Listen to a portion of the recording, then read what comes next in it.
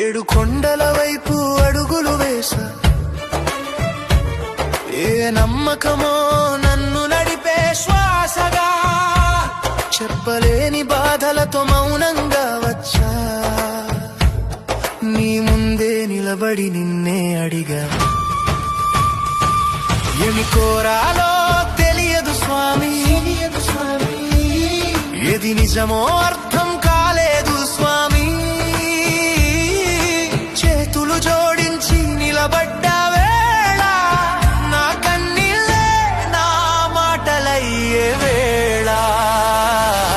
గోవింద గోవింద, నీ చూపే నా ఆశల దారి, వెంకటేశ శ్రీనివాస, నా జీవితం నీ చేతులలో స్వామి.